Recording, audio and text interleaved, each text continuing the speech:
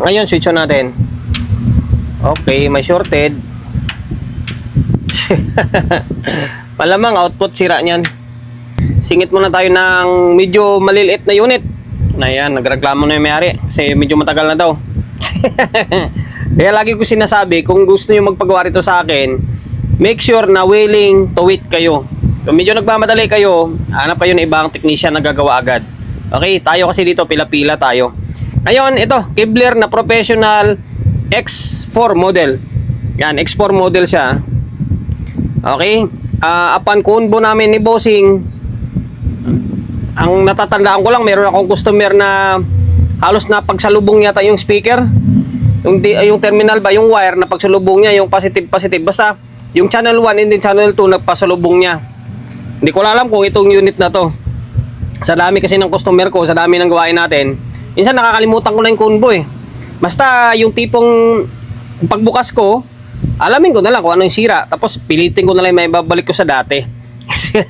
By the way, maraming salamat sir sa pagkakatiwala mo ng unit mo rito sa akin.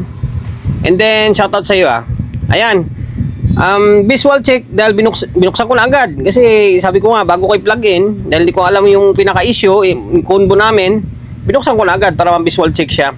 Upon checking, wala namang nakitang lumiyab na linya dito, pero sa may fuse, sibak yung dalawa. Eto and then eto. Etong isa tapos ito. Yung dalawa buo.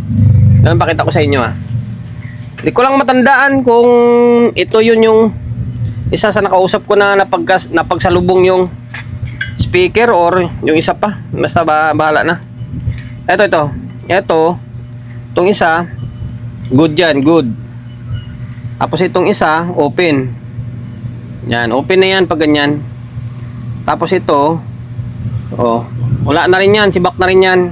Ito yung good. Kailangan short yan kasi fuse dapat yan. Ngayon, karasin natin tong kuan. Yung fuse niya, tapos pwede nating palitan yan, tapos i-testing natin. Diba? Hindi natin kuan yan lang. Ayan, tanggalin ko muna tong mga fuse. Ito, putol talaga siya, literal Ayan, putol Okay, putol to. Tapos itong isa, ayaw kasi mag-focus putol din putol din. Yan, wala na rin to. Ngayon, palitan natin 10 ampere. Okay, 10 ampere lang pala fuse nito Palitan ko muna Hanap tayo ng fuse na 10 ampere. Ito, anong ampere nito? Okay, 10 ampere ito. Yan, tama lang na hindi natin na-plug para wala pang karga. Kasi kung may shortage dyan, tapos lagyan mo ng fuse, lalagapak yan, tapos may karga yung yung kapasitor. Ito naman, natin, pasensya na kayo sa kamay natin kakatapos ko lang gumawa ng mababa to, 5 ampere lang. Kakatapos ko lang gumawa ng speaker. Kasi sinisingit-singit ko yung speaker. Kaya pasensya na, marumi yung kamay natin. Ganoon talaga maghapon tayo nagtatrabaho Pag malinis yung kamay mo, ibig sabihin wala kang trabaho. O di kayo nasa opisina ka lang. Ba, wala tayo sa opisina Baba. Antay na iba. Parang mga 5 ampere na lang to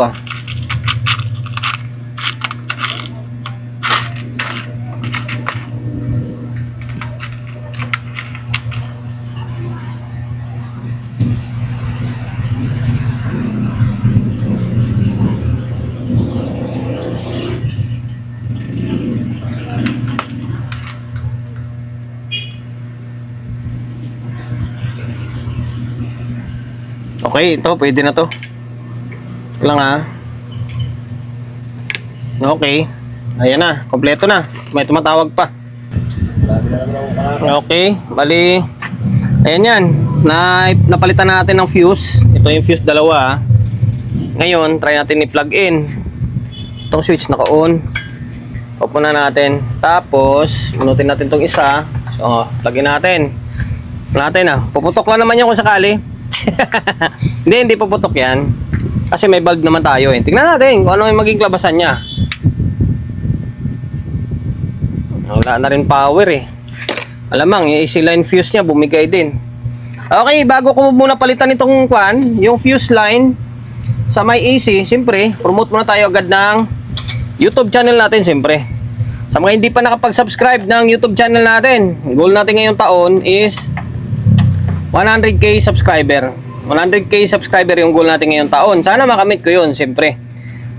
Makakamit ko lang yon sa tulong nyo. Sa mga hindi pa nakapag-subscribe, subscribe ka ng YouTube channel natin, ha.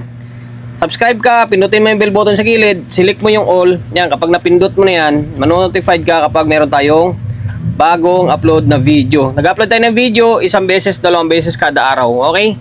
Yan. Ito, si Bak ko. Si Bak din to eh. Ayaw kasi mag-focus eh. Ayan o, si Bak ko. Sa AC line naman to. Ngayon, palitan ko, tapos plug-in natin ulit. Okay, napalitan na natin ng fuse. Ito putol to. Yan, bago na yung fuse dyan. Okay, na magkaalaman na. Plug-in natin ulit. Lakasan lang ng loob yan eh. Okay, naka-plug in na. Ngayon, may standby pala agad siya oh. Bukod dun sa may on nya. Ngayon, switch on natin. Okay, may shorted. Malamang output sira niyan. Ayan. Ngayon, hanapin natin kung ano yung pinaka-problema niya. Kung galing side yung may problema. Tanggalin ko muna tong board.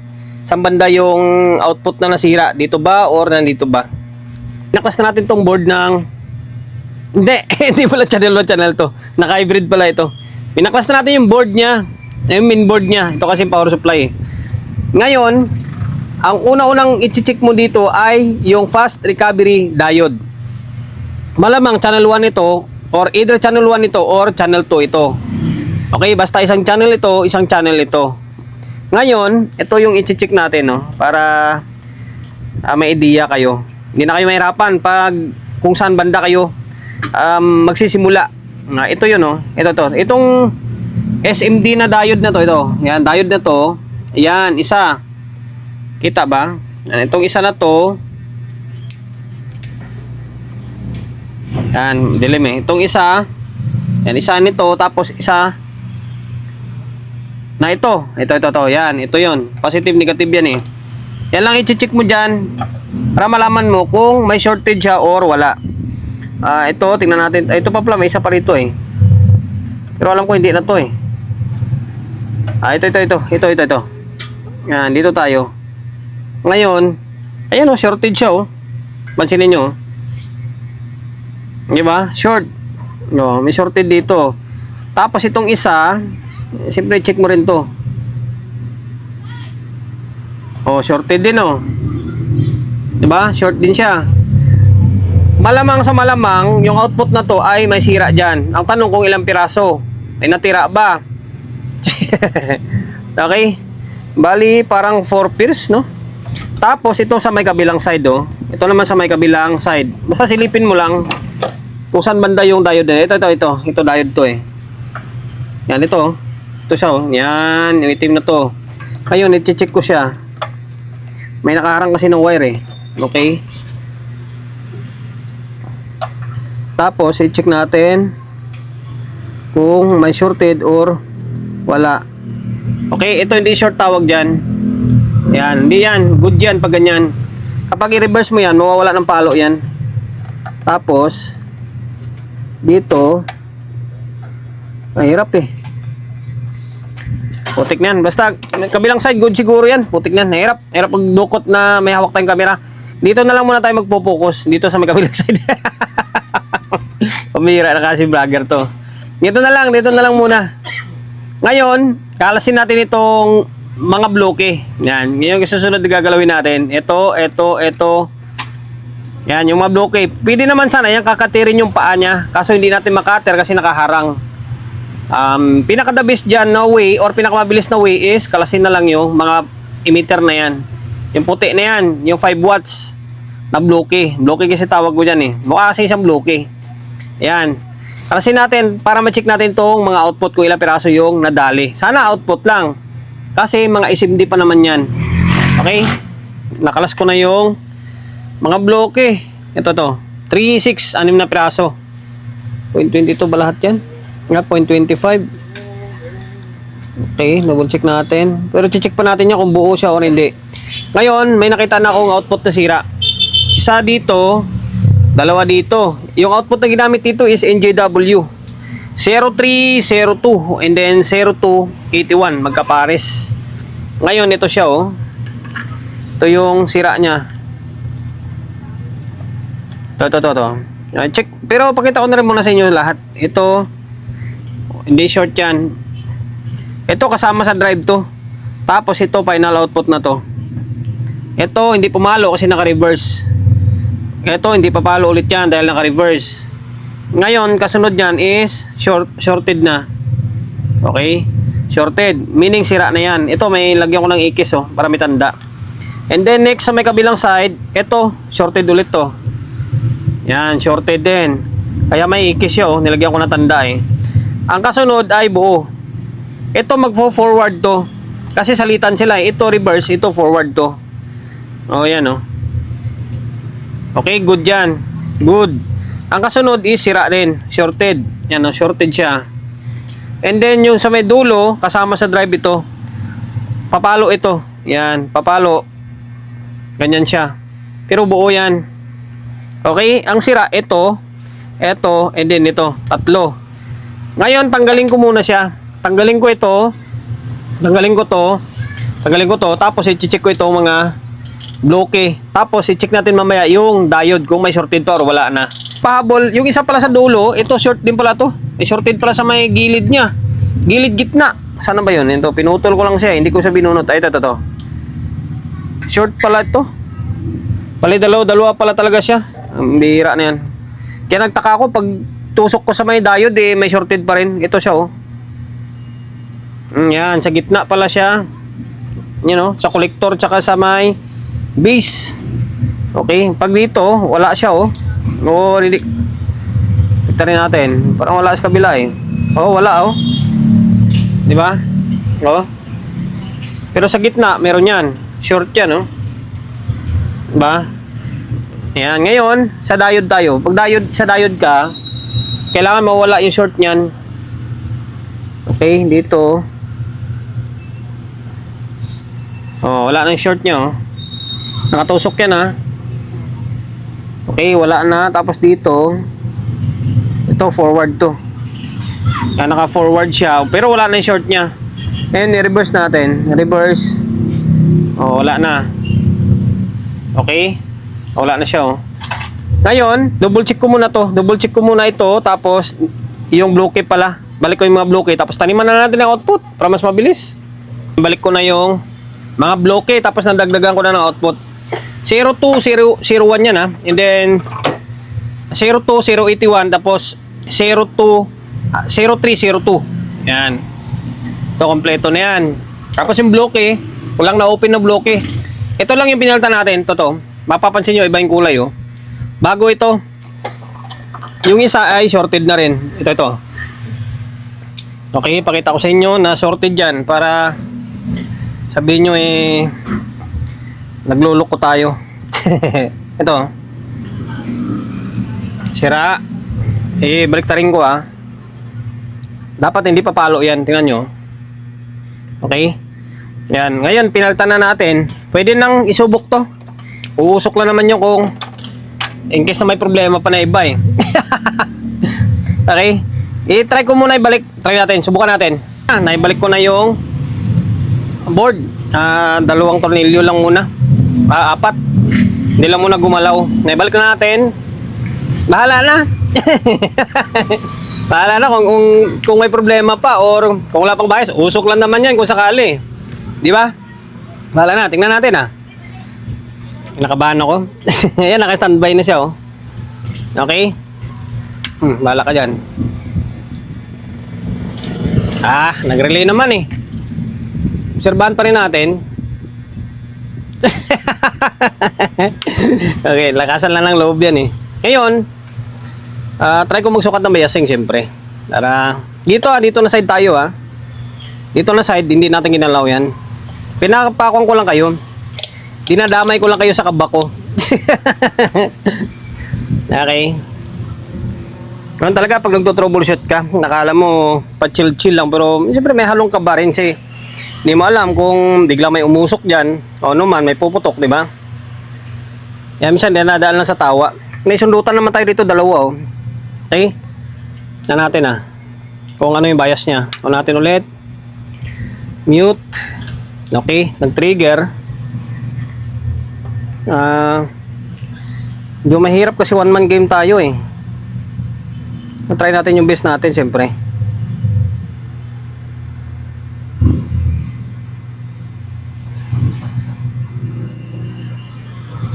Parang walang bias.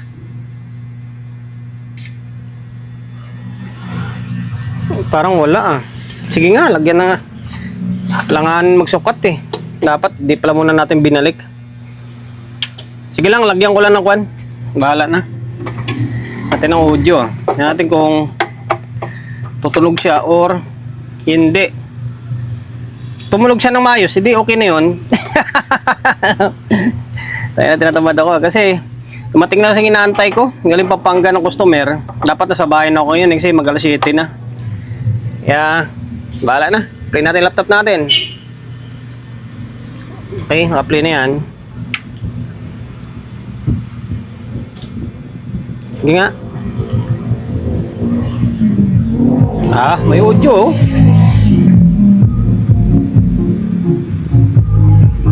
normal naman, eh. Baka zero bias talaga yan. Ito pa ngayong walang audio sa kabila,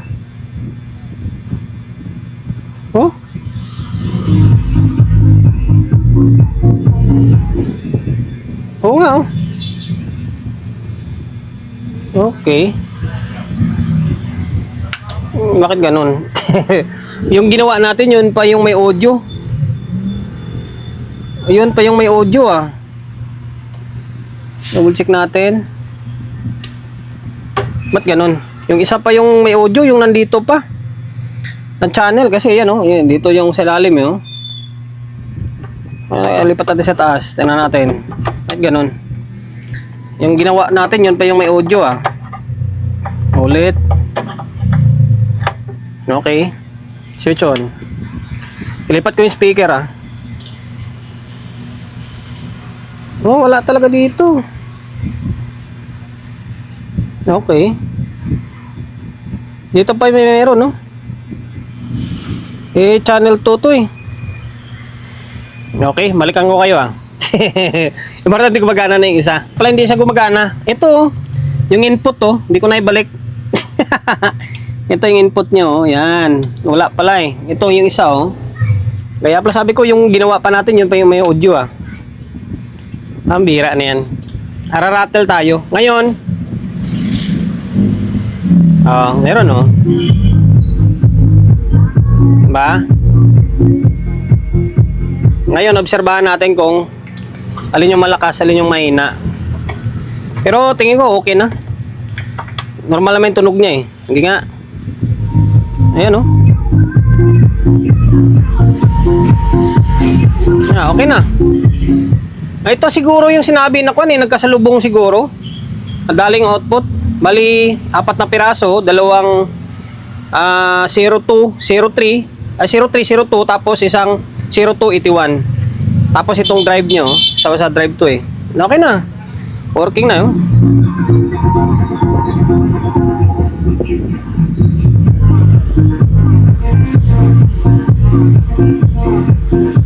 Okay na. Ito, walang speaker kasi, hindi nakakabit, lagyan natin para yan tayo magpalipat-lipat. Nakala ko, sabi ko, yun pa yung ni-repair natin, yun pa yung may audio. Yung hindi natin ni-repair, yun pa yung wala. Hindi lang pala nakakabit yung sakit ng input, Okay.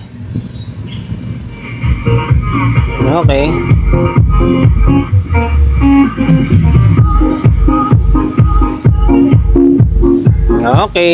Hanggang dito na lang. Wala na, yun na lang. Bali, ito, lininisan ko na lang to. Bubugahan ko na lang ng kwanto. Bubugahan ko lang ng compressor yan. Okay na. Wala naman tayong kwan. Wala na tayong gagawin. Kahit sukatan mo ng bias yan. Okay na yan. Makukonsider na okay na yan. Magtiwala kayo sa akin. Okay, baka sakaling ma-encounter nyo. Kevlar na X4, sibak yung fuse either sa secondary, and then sa may easy line fuse niya, check nyo yung output.